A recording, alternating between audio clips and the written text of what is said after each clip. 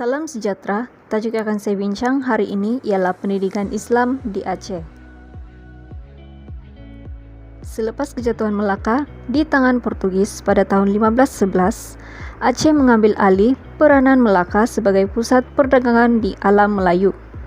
Aceh turut memainkan peranan sebagai pusat pengajian agama Islam yang utama di Nusantara.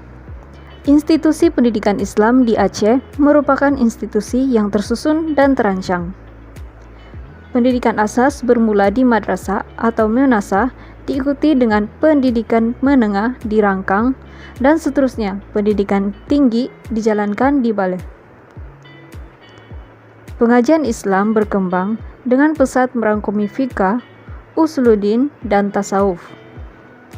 Pendidikan di Aceh terbagi kepada 5 peringkat. Peringkat pertama yaitu madrasah atau madrasah. Madrasah atau madrasah merupakan institusi pendidikan awal yang biasanya didirikan di setiap kampung. Para pelajar diajar membaca Al-Quran, membaca dan menulis huruf Arab, dan belajar perkara asas dalam Islam. Selain itu, pelajar turut mempelajari ilmu fardu ain seperti rukun iman, rukun Islam, fikih, ibadat, dan akhlak. Para pelajar dilatih bernasyid yang berhubung dengan agama, yaitu dinakan dikir atau selawat pada setiap malam Jumat. Kanak-kanak yang khatam Al-Quran diajar beberapa kitab agama yang ditulis dalam bahasa Jawa dan Aceh. Sejarah Islam diajar dengan cara bercerita.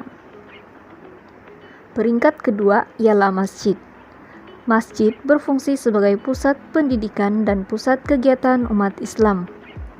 Masjid merupakan pusat pendidikan yang bersangkutan dengan pendidikan menengah pertama. Beberapa masjid dinaik taraf menjadi pusat pendidikan tinggi seperti Masjid Baitur Rahman. Peringkat yang ketiga ialah Rangkang. Untuk melanjutkan pelajaran agama yang lebih tinggi, pelajar akan belajar di Rangkang atau disebut pondok, pesantren, atau madrasah. Para pelajar mendirikan pondok-pondok kecil mengelilingi masjid yang dijadikan asrama. Terdapat beberapa tahap rangkang yang bergantung kepada tahap ilmu yang dimiliki oleh guru yang mengajar. Pelajar yang pintar pada kebiasaannya berpindah dari satu rangkang ke rangkang yang lain untuk mengikuti pelajaran daripada guru yang lebih mahir. Ada antara pelajar yang melanjutkan pelajaran ke Makkah, India, dan Mesir. Rangkang yang terkenal terletak di Bandar Aceh Barussalam. Banyak ulama terkenal dari luar negara datang mengajar di situ dan pelajar-pelajarnya datang dari berbagai daerah.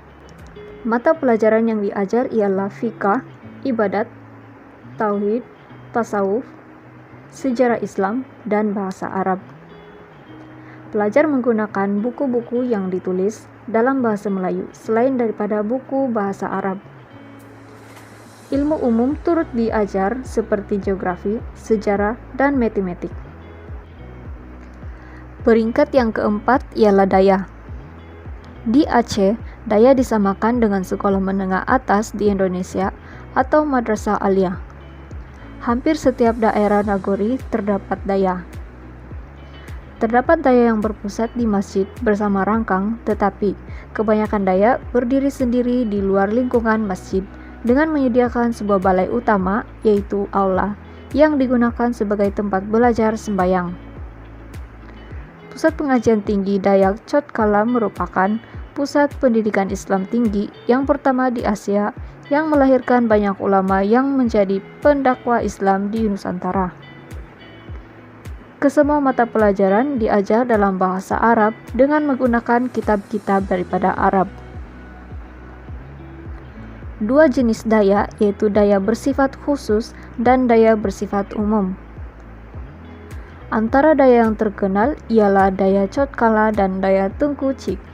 Mata pelajaran yang diajar di daya Tengku Cik ialah bahasa Arab, fikih, jinayat, fikih munakahat, fikih duali, sejarah Islam, sejarah negara-negara, ilmu mantik, tauhid atau filsafat, tasawuf, akhlak, ilmu falak, tafsir, hadis, dan sebagainya.